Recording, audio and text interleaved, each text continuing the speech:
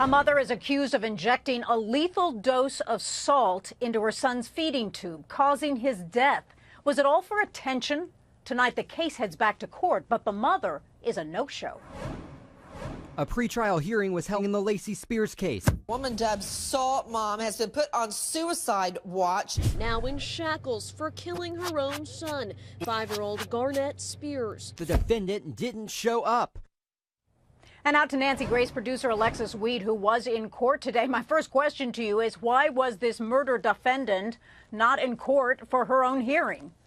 Gina, it sounded like the defense expected her to be there. They said, Judge, this defendant has not been produced. Our client has not been produced. She did want to be here in court today. They wanted to make that clear. They definitely put that on the record today, that she expressed her interest in being there in court today. Alexis, start from the beginning and remind us, because this case is really in its infancy now. What are the facts?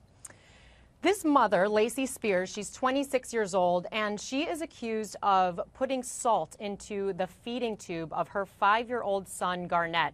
Now, Garnett was having a feeding tube since he was 9 months old, and this is a mother who was bringing her child to the hospital almost his entire life. He was being seen by doctors both outside of the hospital, inside of the hospital. But this is a woman who spent quite a bit of time there.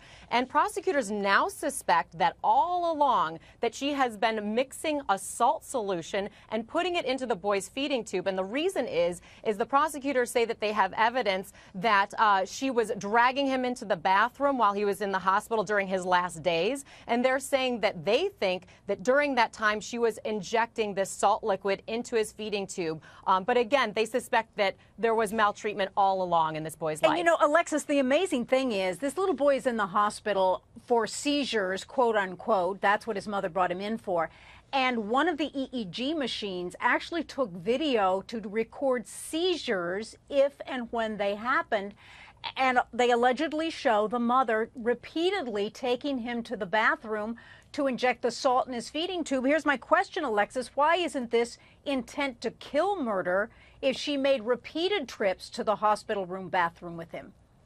So in New York, a first-degree murder charge is usually brought only when a defendant is charged with, let's say, killing a police officer. In this case, she's still facing life in prison. Her murder charge, that second-degree murder charge, is still a mandatory minimum of 25 years and a maximum of life.